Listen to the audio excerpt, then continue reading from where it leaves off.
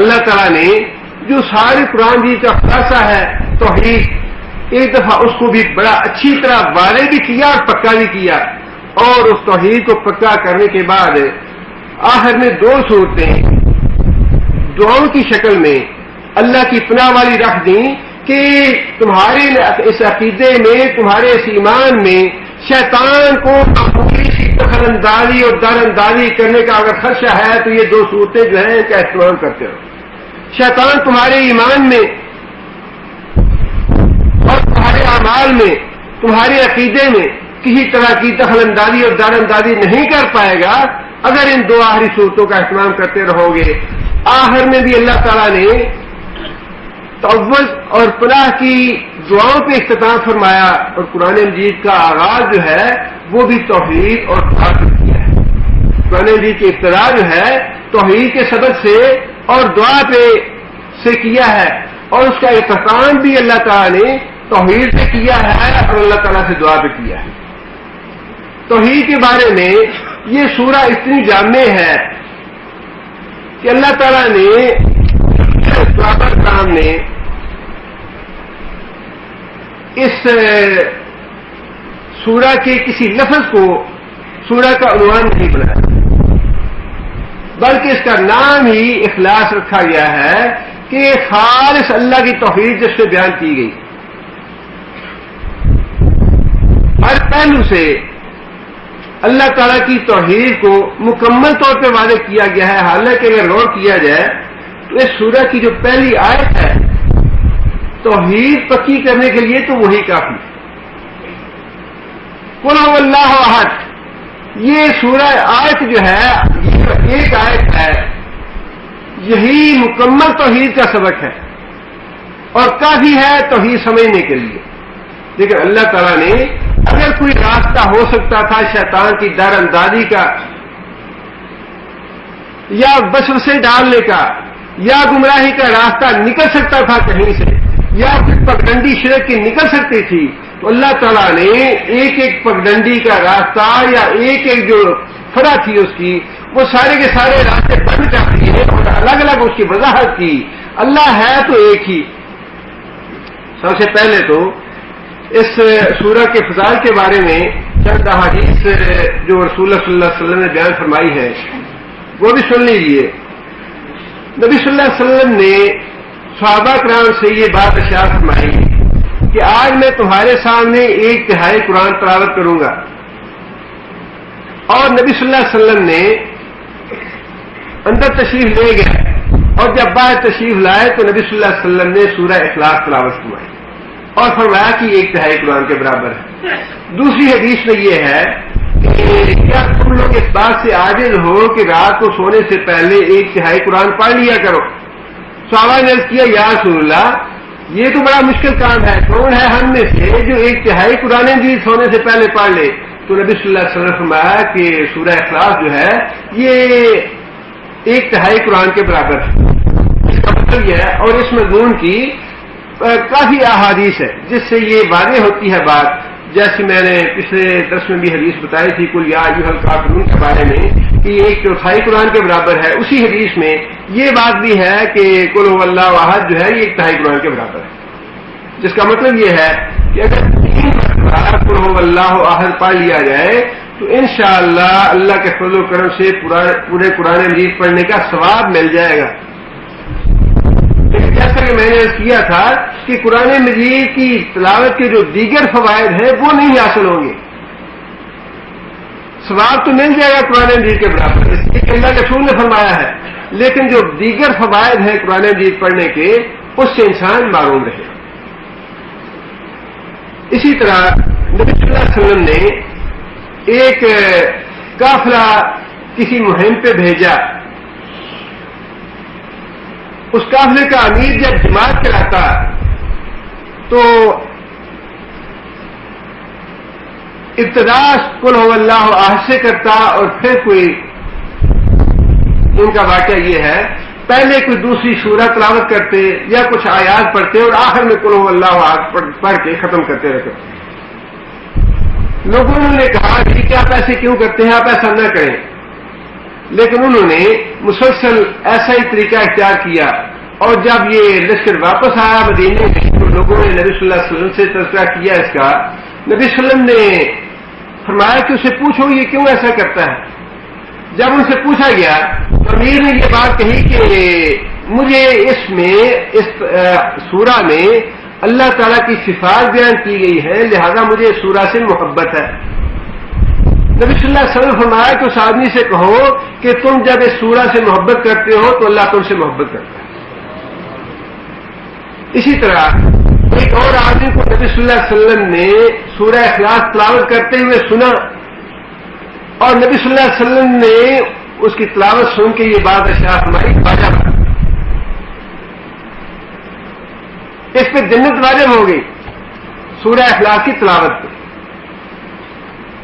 اسی طرح مسجد قباء کے جو امام تھے ان کے بارے میں یہ واقعہ آتا ہے کہ جب وہ نماز پڑھاتے تو پہلے قل هو اللہ احد پڑھتے اور اس کے بعد کوئی دوسری سورہ پڑھتے۔ نمازیوں نے کہا کہ آپ کیا اس کو باقی سمجھتے ہیں، آپ اس کو پڑھیں یا پھر کوئی دوسری سورہ پڑھیں، آپ دونوں کو ملاتے کیوں ہیں؟ اس نے کہا کہ میں تو ایسا ہی کروں گا، اگر آپ کو یہ بات پسند نہیں تو کوئی اور اپنا امام مقرر کر لوں، میں پڑھاؤں گا تو میں ایسے ہی پڑھاؤں گا۔ حدیث میں آتا ہے کہ قباء کے لوگ جو تھے وہ سمجھتے تھے کہ ان میں سے سب سے زیادہ متقی اور پرہیزگار آدمی یہی ہے، لہذا انہوں نے یہ بھی پسند کیا کہ ہم اس کو امامت سے ہٹائیں، لیکن جا کے نبی صلی اللہ علیہ وسلم کو بتایا، یا رسول اللہ یہ آدمی ایسے کرتا ہے۔ نبی صلی اللہ علیہ وسلم نے خود اس سے پوچھا کہ تم ایسے کیوں کرتے ہو، تو اس آدمی نے کہا کہ یا رسول اللہ مجھے اس سورہ سے محبت ہے۔ تو نبی صلی اللہ علیہ وسلم نے فرمایا کہ اس سورہ سے محبت کرنے کی وجہ سے اللہ تمہیں جنت میں دے گا۔ اس سے آپ اندازہ لگائیے کہ یہ سورہ کتنی اس کی فضیلت ہے۔ نبی صلی اللہ علیہ وسلم سے کسی آدمی نے پوچھا، اور خود نبی صلی اللہ علیہ وسلم دوسری حدیث میں حضرت عقبہ بن عامر کو نبی صلی اللہ علیہ وسلم نے یہ بات ارشاد فرمائی کہ اے عقبہ، میرے اوپر 3 صورتیں ایسی نازل ہوئی ہیں کہ اس فضیلت والی صورتیں نہ تو تورات میں ہیں، نہ زبور میں ہیں، نہ انجیل میں ہیں، نہ قرآن مجید میں، نہ انجیل میں، نہ تورات میں، نہ زبور میں، نہ قرآن مجید میں۔ قرآن مجید کا جو لفظ نبی صلی اللہ علیہ وسلم نے استعمال فرمایا وہ استعمال فرمایا پناہ کے معاملے میں، کہ اللہ سے پناہ مانگنے کے معاملے میں ان جیسی افضل اور سورہ نہیں، اللہ سے پناہ طلب کرنے میں اس جیسی اور فضیلت والی کوئی دوسری سورہ نہیں۔ اور نبی صلی اللہ علیہ وسلم نے فرمایا کہ قل هو اللہ احد، اور دوسری قل اعوذ برب الفلق، اور تیسری قل اعوذ برب الناس۔ یہ 3 صورتیں ایسی ہیں کہ اللہ تعالیٰ سے پناہ طلب کرنے کے معاملے میں ایسی سورہ نہ تو کوئی قرآن مجید میں ہے، نہ تورات میں ہے، نہ زبور میں ہے، نہ انجیل میں۔ اور فرمایا کہ اے عقبہ، تم پہ کوئی رات ایسی نہ گزرے جس رات تم یہ 3 صورتیں تلاوت نہ کرو۔ اور پھر خود نبی صلی اللہ علیہ وسلم کا اپنا معبود مبارک بھی یہی تھا۔ حضرت عائشہ رضی اللہ تعالیٰ فرماتی ہیں کہ نبی صلی اللہ علیہ وسلم 3 بار یہ تینوں صورتیں پڑھتے اور اس کے بعد اپنے ہاتھوں پہ ایسے پھونک مارتے، دم کرتے، اور پھر اپنے ہاتھوں کو سر سے لے کر اپنے پاؤں تک سارے بدن پہ اپنے ہاتھوں کو پھیر دیتے، جس کا مطلب یہ ہے کہ اب رات کے وقت سوتے ہوئے ان آیتوں کا اپنے آپ پہ دم کرنا، اپنے بچوں پہ دم کرنا انشاءاللہ باعث شفا ہے، باعث پناہ۔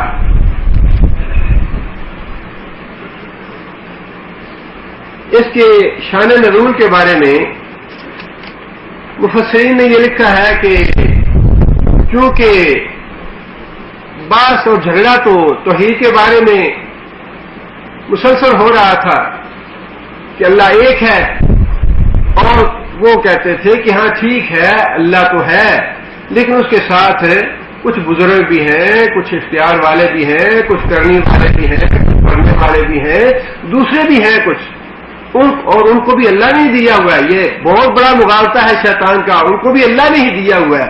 گریٹ گاڈ ہے تو ایک ہی. اللہ کو تو ہر بھی مانتے ہیں. اور اس زمانے میں خود نبی صلی اللہ علیہ وسلم کے والد کا نام عبداللہ تھا, اور قرآن مجید میں بار بار یہ بات ارشاد فرمائی اللہ نے, اے محمد صلی اللہ علیہ وسلم آپ ان سے پوچھیں کہ یہ زمین و آسمان کس نے پیدا کیے, فسیقولون اللہ, فوراً جواب دیں گے اللہ نے.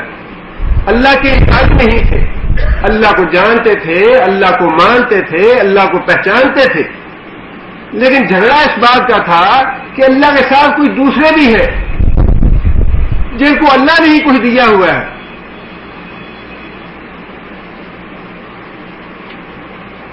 اور اسی بات کے نتیجے میں اللہ تعالیٰ نے یہ سورہ نازل فرمائی. ایک حدیث میں تو یہ ہے کہ مشرکین نے نبی صلی اللہ علیہ وسلم سے سوال کیا کہ یا محمد صلی اللہ علیہ وسلم, آپ جس اللہ کی دعوت دیتے ہیں اس اللہ کا نسب کیا ہے؟ اب ان کے نزدیک یہ تھا کہ یہ خاندانی معاملہ ہے, باپ ہے, پھر بیٹا ہے, پھر اس کے اور بھی عزیز و اقارب ہیں, رشتہ دار ہیں, اس کی نسل چلتی ہے.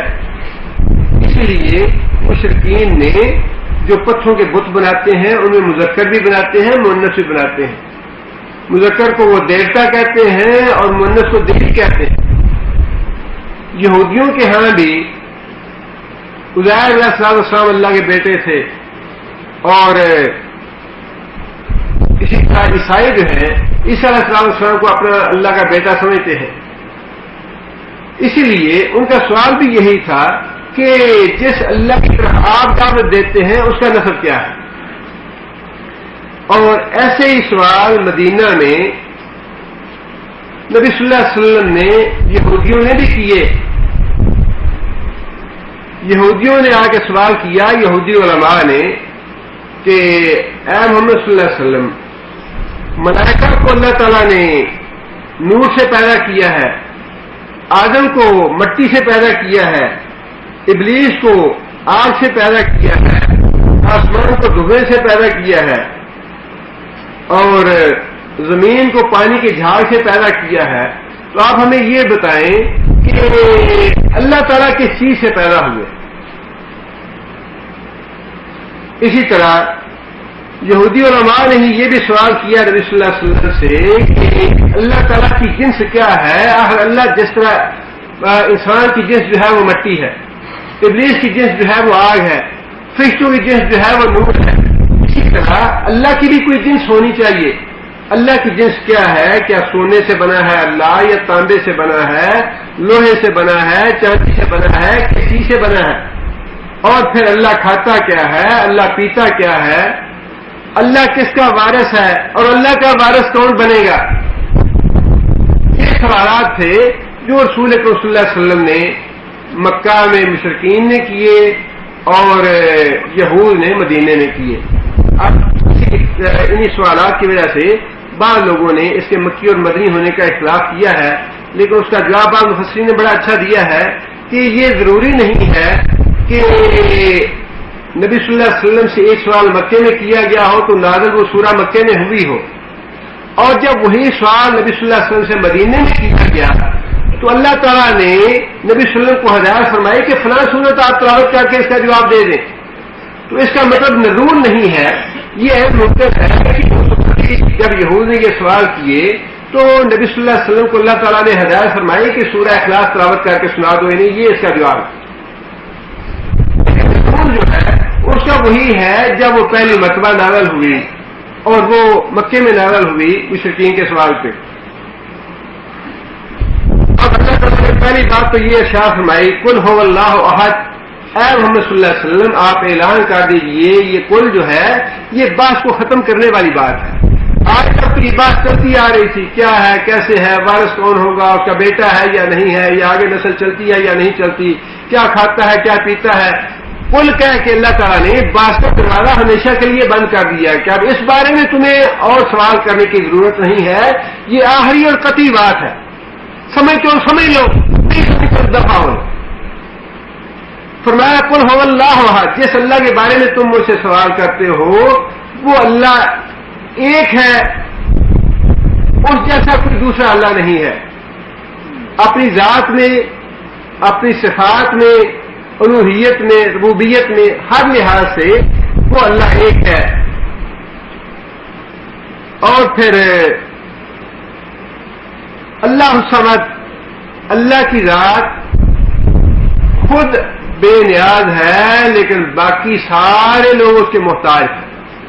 صرف بے نیاز اللہ کی ذات نہیں ہے، اس کا معنی صرف بے نیاز نہیں ہے، بلکہ اس کا معنی مکمل یوں ہوتا ہے اللہ الصمد، اللہ خود تو بے نیاز ہے ہر چیز سے، مددگاروں سے بے نیاز ہے، کسی سہارے سے بے نیاز ہے، اولاد سے بے نیاز ہے، بیوی سے بے نیاز ہے، ماں باپ سے بے نیاز ہے، وراثت سے بے نیاز ہے، کھانے پینے سے بے نیاز ہے، سونے سے بے نیاز ہے، آرام کرنے سے بے نیاز ہے. اللہ کی ذات ہر چیز سے بے نیاز ہے، لیکن اسی کے مفہوم میں یا معنی میں یہ بات شامل ہے کہ باقی جتنی بھی مخلوق ہے وہ ساری کی ساری اس کی محتاج ہے. اللہ انسان بھی محتاج ہے، اولیاء بھی محتاج ہیں، شہداء بھی محتاج ہیں، صلحاء بھی محتاج ہیں، اور انبیاء بھی محتاج ہیں، فرشتے بھی محتاج ہیں، جنات بھی محتاج ہیں. باقی جتنی مخلوق ہے وہ ساری کی ساری اللہ کی محتاج ہے، لیکن اللہ کی ذات خود بے نیاز ہے. یہ بات سمجھ کے معنی میں شامل ہے، اور اس سمجھ کے صفت سے صوفیاء کے اس عقیدے کا اظہار ہو جاتا ہے جن کے نزدیک اس کائنات کو تھامنے کے لیے اللہ تعالیٰ نے ساری دنیا میں ایک غوث پیدا کرتے ہیں، اور 4 قطب ہوتے ہیں جو دنیا کے چاروں کناروں پہ ہوتے ہیں، اور ہر زمانے میں 7 ابدال ہوتے ہیں، اور پھر ہر شہر کے اوپر ایک نجیب یا نگران مقرر ہوتا ہے. اور یہ جتنے بھی اموال ہیں یا جتنے بھی یہ کائنات کو تھامنے والے یا کائنات کا نظام چلانے والے ہیں، ان کا ہر رات کو اجتماع غار حرا میں ہوتا ہے، اور وہاں سارے امور کی تدابیر ہوتی ہے. یہ سارے جو عقائد ہیں یا ساری باتیں جو ہیں سمجھ سے اللہ تعالیٰ نے باطل کر دیا ہے. کائنات کو تھامنے والی اللہ کی ذات ہے، کائنات کا نظام چلانے والی اللہ کی ذات ہے، کائنات کی تدبیر کرنے والی اللہ کی ذات ہے. سارے امور کی اختیارات جو ہیں وہ اللہ تعالیٰ کے پاس ہے. اللہ تعالیٰ نے اپنے اختیارات میں سے، اپنی قدرت میں سے، اپنی صفات میں سے کوئی چیز کسی دوسرے کو نہیں. اللہ کی ذات بے نیاز ہے اس بات سے کہ اللہ تعالیٰ کسی دوسرے کو اختیار دے کے اس سے کوئی مدد لے، یا اس کو اپنا مددگار بنائے، یا اس کو اپنا سہارا بنائے. یہ سماج کی صفت کے خلاف ہے. سماج کی صفت یہ ہے کہ وہ ہر چیز سے بے نیاز ہے.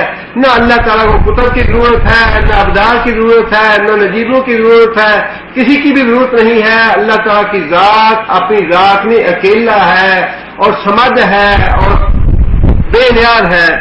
آگے پھر فرمایا وہی جو عقیدہ تھا مشرکین کا کہ اللہ کی نسل ہونی چاہیے یا نسل ہے، اور ہندوؤں کے ہاں تو باقاعدہ آلائے تناسل کو بھی معبود سمجھ کے ان کی پرستش کی جاتی ہے، اور ان کا جو تناسل ہے وہ سمجھا جاتا ہے کہ ان کی بیویاں ہیں اور ان کی آگے اولادیں ہوتی ہیں اور ان کے بیٹے ہیں، ان کی بیٹیاں ہیں. مشرکین فرشتوں کو اللہ تعالیٰ کی بیٹیاں سمجھتے تھے، لہذا اللہ تعالیٰ نے اس عقیدے کی بھی نفی فرما دی. لم یلد، نہ تو اس نے کسی کو جنا، ولم یولد، اور نہ ہی کوئی اس سے جنا گیا، نہ اس کا کوئی بیٹا ہے، نہ وہ خود کسی کا بیٹا ہے، نہ خود اس کی کوئی اولاد ہے، نہ وہ خود کسی کی اولاد ہے. یعنی اولاد کا اللہ سے تعلق نہیں ہے، اس لیے کہ اولاد کا تعلق جو ہے اس کے لیے ضروری ہے بیوی بھی ہو، اور پھر اس کے لیے ضروری ہے کہ باپ جو ہے یا ماں جو ہے وہ فوت ہو جائے. پھر آگے نسل کی ضرورت ہی تب پڑتی ہے جب یہ معلوم ہو کہ باپ جو ہے وہ فوت ہونے والا ہے، ہونے والا ہے، پھر آگے بیٹا اس کا وارث ہے. پھر اس کا بیٹا اس کا وارث ہے، پھر اس کا بیٹا اس کا وارث ہے، پہلے مرتے جاتے ہیں دوسرے زندہ ہوتے جاتے ہیں. لیکن اللہ تعالیٰ جو ہے وہ تو واجب الوجود ہے، ہمیشہ سے ان کا وجود ہے اور ہمیشہ تک رہے گا، اور ہمیشہ کا تصور جو ہے وہ انسان نہیں کر سکتا. نبی صلی اللہ علیہ وسلم نے فرمایا کہ تمہارے پاس شیطان آتا ہے اور شیطان آ کے یہ کہتا ہے کہ فلاں کو تو فلاں نے پیدا کیا، اللہ نے فلاں چیز پیدا کی، اللہ نے فلاں چیز پیدا کیا، اور شیطان کہتا ہے کہ اللہ کو کس نے پیدا کیا؟ نبی صلی اللہ علیہ وسلم فرمایا کہ جب ایسی سوچ تمہارے ذہن میں آئے تو یہ کہا کرو اللہ احد اللہ صمد لم یلد ولم یولد ولم یکن لہ کفوا احد. اور فرمایا کہ اپنے بائیں طرف 3 دفعہ تھوک دیا کرو، اللہ تعالیٰ انشاءاللہ یہ وسوسہ جو ہے یہ ختم کر دے. اور پھر آگے فرمایا کہ ولم یکن لہ کفوا احد، اور پھر اللہ تعالیٰ کا کوئی کفو نہیں ہے، کوئی برابری کرنے والا نہیں ہے. اللہ تعالیٰ مالک ہے، باقی جو بھی ہے ساری کی ساری مملوک. اللہ مالک ہے، باقی جو کچھ بھی ہے وہ مخلوق ہے. اللہ حاجت روا ہے اور باقی جتنے ہیں وہ سارے کے سارے اللہ کے محتاج ہیں. اللہ تعالیٰ مسئول ہے، سوال کیے جاتے ہیں، باقی ساری کی ساری مخلوق اللہ کی قائل ہے، اللہ کی بیکاری ہے، اللہ کی فقیر ہے، اللہ سے مانگنے والی. اس لیے اس کی کوئی برابری کرنے والا ہو نہیں سکتا. ویسے بھی ہے تو یہ شیطان کا دھوکہ انسان کو کہ یہ انسان سوچ لے کہ فلاں حضرت صاحب ہیں، فلاں پیر صاحب ہیں، فلاں کرنے والے ہیں، اولاد دیتے ہیں، مخلوق دیتے ہیں، اولاد دیتے ہیں، رزق دیتے ہیں، یہ کرتے ہیں وہ کرتے ہیں. یہ انسان سوچ لے یا عقیدہ بنا لے تو ہے تو بڑی گمراہی کی بات. لیکن انسان کو اللہ تعالیٰ نے عقل دی ہے اور باتیں بڑی موٹی ہوتی ہیں. اب آپ اندازہ لگائیے اللہ تعالیٰ کی بے شمار صفات ہیں. کل کان البحر مدادا لکلمات ربی لنفذ البحر قبل ان تنفذ کلمات ربی ولو جئنا بمثلہ مددا. سارے سمندروں کا پانی سیاہی بن جائے، درختوں کی کلمیں بن جائیں، اللہ تعالیٰ کی تعریف اور صفات لکھنی شروع کر دیں، کلمیں ختم ہو جائیں گی، سیاہی ختم ہو جائے گی. اتنے سمندر اور بھی آ جائیں تب بھی سیاہی ختم ہو جائے گی، لیکن اللہ تعالیٰ کی صفات ختم نہیں ہوگی. یہ بات اللہ تعالیٰ نے کہنے کو یا توحید سمجھانے کے لیے نہیں کی، بلکہ امر واقعہ یہ ہے کہ حقیقت ایسی ہی ہے. اب چھوٹی چھوٹی باتیں ہیں. مثال کے طور پہ اللہ تعالیٰ کی صفت ہے سمیع، سننے والا. اب یہاں تو 300 یا 400 آدمی یا 200 250 آدمی جتنے بیٹھے ہیں، سارے لوگوں کی بات اللہ تعالیٰ بیا کب کا سن رہا ہے. لیکن آپ اندازہ لگائیے کہ عرفات میں کتنے لوگ ہوتے ہیں، کم از کم 20-25 لاکھ ہوتے ہیں. ہر آدمی رو رو کے گڑ گڑا کے مانگ رہا ہوتا ہے. کیا اللہ 20-25 انسانوں کی بیاکم کے دعاؤں سے غافل ہوتے ہیں؟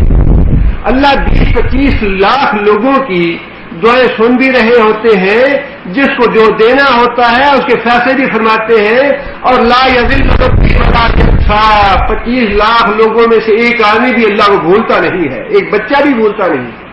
اور یہ 25 لاکھ لوگ تو وہ ہیں جو عرفات میں جمع ہوتے ہیں. اللہ تعالیٰ تو ساری دنیا کے لوگوں کی یک وقت باتیں سن رہے ہیں. ساری دنیا کے ارب ہاں ارب نہیں، کھرب ہاں کھرب انسان ہیں. کیا کسی عبد القادر جیلانی میں ہے؟ انسان تھے نا، 2 ہاتھ والے، 2 پاؤں والے، 1 سر والے، 2 آنکھوں والے. کیا علی حجویری جو ہے وہ اتنی باتیں سن سکتے ہیں؟ ان میں سے یہ صفت ہے. ہم جیسے انسان تھے، ٹھیک ہے، اندازہ خود اپنا لگا لیجیے. اگر توحید سمجھ نہیں ہو تو مشکل نہیں. آپ کے 2 بچے ہیں، 3 بچے ہیں، 4 بچے ہیں، آپ کے پاس آ جاتے ہیں. 3 یا 4 بچے آپ سے آ کے اپنا کوئی مطالبہ شروع کر دیتے ہیں. آپ 3 یا 4 بچوں کی بات بھیا وغیرہ نہیں سن سکتے، انہیں ڈانٹ دیتے ہیں. بیٹا ایک بات کرے پہلے، مجھے تمہاری بات سمجھ نہیں آتی.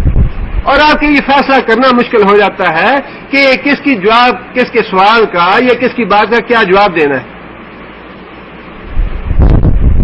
اللہ تعالیٰ تو صرف ساری دنیا کے ارب یا خرب انسانوں کی بات نہیں سن رہے، بلکہ فرشتے جو کچھ کہہ رہے ہیں وہ بھی اللہ سن رہے ہیں، جو حمد و ثنا کر رہا ہے۔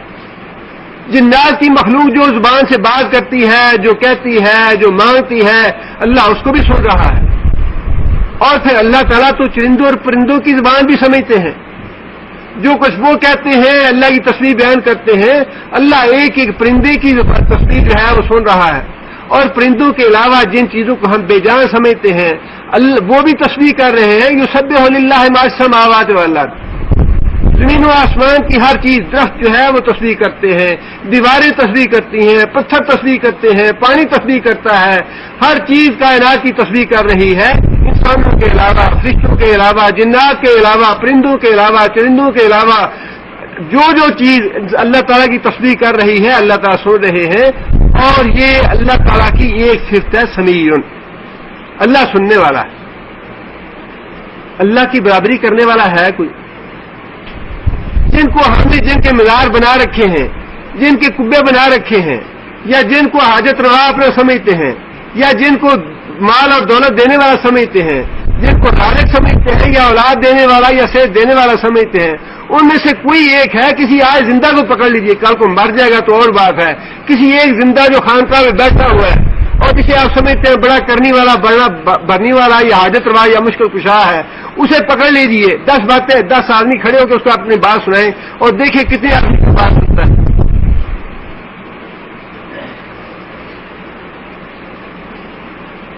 اور پھر علیم ہے اللہ کی ذات، یہ ایک ایک صفت ہے۔ سچی بات یہ ہے کہ صرف ایک صفت کو آپ لے لیں، سمیع کو، اور سمیع کی صفت میں اللہ تعالیٰ کی صفات میں جتنی باتیں آتی ہیں وہ لکھنی شروع کر دیں، انسان کی زندگی ختم ہو جائے گی، اللہ کی صفت ختم نہیں ہوگی، صرف ایک صفت اللہ کی ختم نہیں ہوگی۔ اور پھر اللہ تعالیٰ کی ذات علیم ہے، جو میرے دل میں ہے اللہ وہ بھی جانتے ہیں، جو آپ کے دلوں میں ہے وہ بھی جانتے ہیں، جو حج میں اکٹھے ہوتے ہیں وہ بھی ہیں، اور جو کافروں کے دلوں میں ہیں باتیں وہ بھی اللہ کی ذات علیم ہے، جو مسلمانوں کے دلوں میں باتیں ہیں اللہ وہ بھی جانتے ہیں، جو پرندے کیا چاہتے ہیں اللہ ان کی باتیں جانتے ہیں، ایک پتھر کے اندر جو چیونٹی ہے اس کے بارے میں بھی اللہ علم رکھتے ہیں، پانی کے اندر جتنی مخلوق ہے، فضا میں جتنی مخلوق ہے، آسمانوں میں جتنی مخلوق ہے، کون سی ایسی چیز ہے جس کا اللہ کو علم نہیں؟ پھر کوئی ہے ایسا، کوئی ہے اللہ کی برابری کرنے والا، کوئی ہے اللہ کی ہمسری کرنے والا جس کو جو اتنا علیم ہو یا اتنا خبیر ہو؟ جو بھی ہے جن کو ہم اپنا حاجت روا نظر دیتے ہیں، نیاز دیتے ہیں، جن کو ہم سمجھتے ہیں کہ یہ اللہ کے شریک ہے، جو کچھ بھی ہے وہ ہے تو انسان ہی، ان میں بھی استطاعت اتنی ہی ہے جتنی ہمارے اندر ہے، ہمیں تو اتنا ہی پتہ نہیں ہے کہ اس کی دیوار کے پیچھے کیا ہے۔ انسان کا علم تو اتنا ہی ہے، لیکن اللہ تعالیٰ کا علم جو ہے وہ تو ساری کائنات کو گھیرے میں لیا ہوا۔ انسان پانی کے اندر داخل ہوتا ہے، داخل ہوتے ہی تھوڑا آگے جاتا ہے، گڑھا آتا ہے، گڑھے کا پتہ نہیں، انسان ڈوب جاتا ہے اس میں۔ اللہ کو تو پتا ہے کہ کہاں جگہ ہے، کہاں جگہ اونچی ہے، کہاں نیچی ہے، کہاں کیا رکھا ہے، کیا رکھا ہے۔ کتنے جہاز ہیں جاتے ہیں اپنے راستوں پہ، پتھروں سے ٹکرا جاتے ہیں یا کسی جنگل سے ٹکرا جاتے ہیں، ہلاک ہو جاتے ہیں۔ اللہ کو پتا ہوتا ہے کہ کیا ہونے والا ہے، لیکن جو اندر بیٹھے ہیں ٹیکنالوجی ایسا ہے کچھ بھی نہیں ہے، اللہ کے علم کے مقابلے میں کچھ بھی نہیں ہے سب۔ وما اوتیتم العلم الا قلیلا، جو اللہ نے تم کو علم دیا ہے بڑا ہی تھوڑا ہے۔ علیم ذات اللہ صرف ایک نہیں ہے، اللہ کی ہزاروں صفات ہے، اتنی صفات ہے کہ آدمی ان کا شمار نہیں کر سکتا، لکھنا چاہے تو لکھ نہیں سکتا۔ لہذا اللہ نے فرمایا کہ اللہ کی انصری کرنے والا، برابری کرنے والا کوئی نہیں ہے، لہذا اللہ کے برابر کسی کو نہ کرو، کسی کو اپنا حاجت روا نہ سمجھو، مشکل کشا نہ سمجھو، کسی کو اس کی لائق عبادت نہ سمجھو، کسی کو نظر و نیاز کے لائق نہ سمجھو۔ جو کچھ بھی ہے اللہ کی ذات واحد ہے، سب سے بے نیاز ہے، باقی ساری مخلوق اس کی محتاج ہے، نہ وہ اس نے کسی کو جنا، نہ کوئی اور اس سے جنا گیا ہے، اور اس کی برابری کرنے والا کوئی نہیں ہے. مکمل توحید ہر لحاظ سے شرک کے جتنے بھی دروازے ہو سکتے تھے سارے کے سارے اللہ تعالیٰ نے سورہ میں بند کر دیے. اللہ تعالیٰ کے فضل و کرم سے الحمدللہ 2 صورتیں باقی رہ گئی ہیں اور اللہ نے چاہا اللہ نے زندگی دی تو انشاءاللہ اگلے درس میں دونوں صورتیں جو ہے وہ مکمل کریں گے اور اللہ کے فضل و کرم سے انشاءاللہ قرآن مجید جو ہے یہ تکمیل ہو جائے گی. اس کی یہ خالص اللہ کا فضل ہے, اللہ کی رحمت ہے, اللہ کی توفیق ہے. اسباب اور وسائل اللہ دیتے ہیں, اس میں نہ کوئی میرا کمال ہے نہ آپ کا کمال ہے, کچھ بھی نہیں ہے. اللہ یہ سانس نہ دیں, اللہ یہ صحت نہ دیں, اللہ یہ نہ دیں, اللہ نے یہاں آنا لکھا نہ ہوتا اور اللہ تعالیٰ یہ توفیق نہ دیتے, اللہ تعالیٰ یہ جالیات کے وسائل مہیا نہ کرتے اور اللہ تعالیٰ یہ علم نہ دیتے, یہ اللہ تعالیٰ سوچ نہ دیتے, یہ فکر نہ دیتے. وما تشاءون الا یشاء اللہ. اور نبی صلی اللہ علیہ وسلم نے یہ جو بات ارشاد فرمائی ہے بڑی پکی باتیں ہیں. لا حول ولا قوت الا باللہ. نہ انسان کو نیکی کرنے کی توفیق اللہ کے بغیر ہے, نہ برائی سے بچنے کی توفیق اللہ کے بغیر. جو بھی کہا الحمدللہ الذی بنعمتہ تتم الصالحات, سارے نیک کام اللہ کی توفیق سے, اللہ کے فضل سے, اللہ کے انعام سے, اللہ کے کرم سے ہوتے ہیں. کسی انسان کا کچھ بھی نہیں ہے اس میں. ہر انسان ہر معاملے میں اللہ کا محتاج, لیکن یہ سعادت ہے اور اللہ کا فضل ہے, اللہ کا احسان ہے اور اللہ تعالی ہمیں اس کو آئندہ بھی کرنے کی توفیق عطا فرمائے.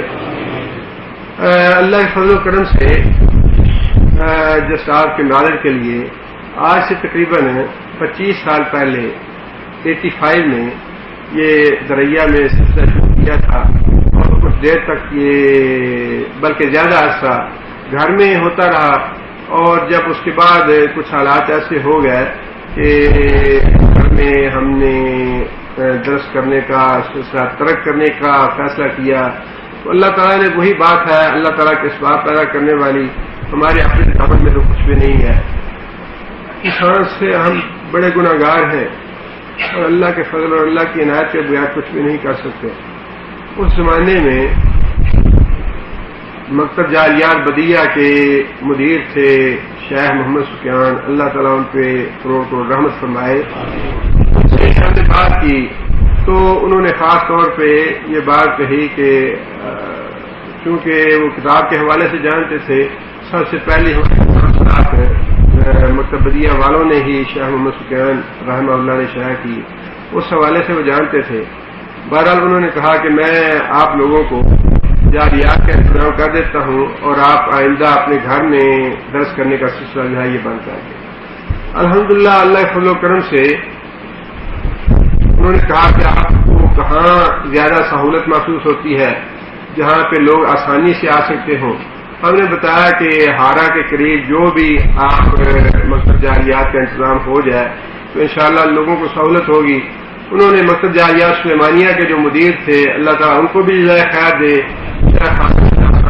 مخالف وہ وہاں پہ تھے, الحمدللہ بڑا انہوں نے بھی اس معاملے میں ہم سے تعاون کیا. اللہ تعالیٰ کروڑ کروڑ رحمت فرمائے ان پہ اور اللہ جزائے خیر دے اور اس نیکی کام میں اللہ تعالیٰ شریک فرمائے. انہوں نے بڑے فراخ دلی کے ساتھ اجازت دی ہمیں اور وہاں پہ الحمدللہ کم و بیش 9-10 سال تک یہ درس چلتا رہا اور وہاں پہ آہستہ آہستہ جگہ کی قلت محسوس ہونی شروع ہو گئی. اللہ کے فضل و کرم سے اللہ تعالیٰ نے برکت عطا فرمائی تو لوگوں کا اضافہ ہو گیا. تو پھر دوستوں نے یہ فیصلہ کیا کہ کسی ایسی جگہ پہ اس کو منتقل کرنا چاہیے جہاں زیادہ لوگ اکٹھے ہو سکیں اور لوگوں کو دقت نہ ہو. اس کے بعد پھر جو مکتب جالیات بتہا کے مدیر ہیں شیخ نو, اللہ تعالیٰ ان کو بھی جزائے خیر دے, ان سے بات ہوئی تو انہوں نے بھی بڑی فراخ دلی کے ساتھ الحمدللہ ہمیں اجازت دے دی. بلکہ اس دوران 1-2 مواقع ایسے بھی آئے کہ جو صورتحال تھی اس میں ہم نے یہ سوچا کہ درس کو بند کر دیا جائے. اور جب شیخ نور سے ہم نے بات کی کہ ہم درس بند کرنا چاہتے ہیں تو انہوں نے خاص طور پہ اصرار بھی کیا اور انہوں نے یہ بات کہی کہ تمہارے مکتب جالیات کے اندر جو درس ہے اس کے بارے میں مسئول ہوں, تمہیں کوئی آ کے نہیں پوچھے, تم بالکل بے فکر رہو. لیکن مکتب جالیات کے باہر تم کوئی پروگرام یا کوئی ایسی چیز نہ کرو جس سے تمہیں کوئی تم سے بات پرس ہو. اور مقصد جاریات کے اندر 2 دفعہ 3 دفعہ بلکہ ہم ان کے پاس گئے اس معاملے میں، اور تینوں دفعہ ہی الحمدللہ انہوں نے ہماری حوصلہ افزائی بھی کی اور اس کام کو جاری رکھنے کی نصیحت فرمائی۔ میں سمجھتا ہوں کہ انشاءاللہ اللہ تعالیٰ ان کی حسنات میں بہت ہی اضافہ فرمائیں گے اس کی وجہ سے۔ الحمدللہ اللہ کے فضل و کرم سے اگلے جمعے اختتام ہوگا اس کا۔ اختتام کے حوالے سے بعض دوستوں کی رائے یہ تھی کہ اختتام کی خوشی میں کچھ مٹھائی یا چائے وائے کا انتظام ہونا چاہیے، بعض دوستوں کی رائے یہ تھی کہ ایسی کوئی بات نہیں کرنی چاہیے، اور ایک تیسری رائے بڑی اچھی بھائی نے دی کہ ایسے موقع پہ کوئی قرآن سے متعلقہ کتاب جو ہے وہ تقسیم کرنی چاہیے، اظہار خوشی بھی ہو جائے اور اس کا لوگوں کو فائدہ، دینی فائدہ بھی پہنچے۔ لہذا دوستوں نے الحمدللہ اس تجویز کو پسند کیا۔ اگلے درس میں انشاءاللہ، اور ہم نے اس کے لیے فی الواقع عمدن کوئی کسی کو بلانے کا یا کوئی تقریریں وغیرہ کرنے کا یا ایسا اہتمام عمدن نہیں کیا۔ اللہ تعالیٰ جو کچھ ہے اس کو اللہ تعالیٰ محفوظ رکھیں اور اللہ تعالیٰ ہمیں برکت عطا فرمائیں اور اللہ تعالیٰ اپنی رحمت سے نوازیں۔ اگلے پروگرام میں شیخ نور کیونکہ ان کا الحمدللہ تعاون ہے ہمارے ساتھ اور الحمدللہ انہوں نے بڑی حوصلہ افزائی کی ہے ہماری، لہذا ایک تو اگلے درس میں ہم نے شیخ نور کو دعوت دی ہے کہ وہ تشریف لائیں، اور اس درس کے سلسلے میں حافظ عابد الہی جو ہمارے کتابوں کے ناشر بھی ہیں ان کا تعاون بھی تھا، انہوں نے بھی شیخ نور سے اس بارے میں بات کی اور الحمدللہ انہوں نے بھی اس میں کافی تعاون فرمایا۔ لہذا ان 2000 کو بلانے کا انشاءاللہ ارادہ ہے۔ اسی وقت پہ انشاءاللہ ہم درس کا آغاز کریں گے اور میں انشاءاللہ 10:15 بجے تک کوشش کروں گا کہ صورتوں کی تفسیر اور ترجمہ وغیرہ مکمل ہو جائے۔ اس کے بعد شیخ جو ہے کچھ نصیحت کے کلمات انشاءاللہ ارشاد فرمائیں گے اور اس کے بعد انشاءاللہ دعا وغیرہ ہوگی اور اس طرح انشاءاللہ اس کا ختم ہوگا، اور اس کے بعد پھر 1 مہینے کی چھٹی ہے۔ 1 مہینے کی چھٹی کے بعد انشاءاللہ 8 شوال کو جمعہ پڑ رہا ہے رمضان کے بعد۔ رمضان میں ویسے پہلے تو ہمارے پروگرام ہوتے رہے ہیں، انشاءاللہ رمضان میں بھی ہم درس کریں گے۔ رمضان کا جو بھی پہلا جمعہ ہوگا انشاءاللہ اس جمعے کو حسب ساروں کا پروگرام انشاءاللہ ہوگا، اور اپنا فضل و کرم فرمائیں، خیر و عافیت سے چھٹی کا وقت گزر جائے اور اللہ تعالیٰ نے زندگی دی تو انشاءاللہ دوبارہ ہوگا۔ اور چھٹی کے دوران خاص طور پہ تو یہ نہیں ہے کہ چھٹی جو ہے وہ قرآن سے بھی چھٹی ہے، قرآن تو ایسی چیز ہے جس کے ساتھ انسان کو روزانہ کا تعلق ہونا چاہیے، اور اپنی جو تلاوت ہے یا اس کی تفہیم ہے یا تفسیر ہے اس سے انسان کا ربط ختم نہیں ہونا چاہیے۔ اللہ تعالیٰ سے دعا فرمائے کہ اللہ تعالیٰ سے بھی عمل کرنے کی توفیق عطا فرمائے اور اللہ تعالیٰ سے عمل کرنے کی توفیق عطا فرمائے۔ أعوذ بالله من الشيطان الرجيم، بسم الله الرحمن الرحيم، تبت يدا أبي لهب وتب، ما أغنى عنه ماله وما كسب، سيصلى نارا ذات لهب وامرأته حمالة الحطب في جيدها حبل من مسد۔ بسم الله الرحمن الرحيم، قل هو الله أحد الله الصمد، لم يلد ولم يولد ولم يكن له كفوا أحد۔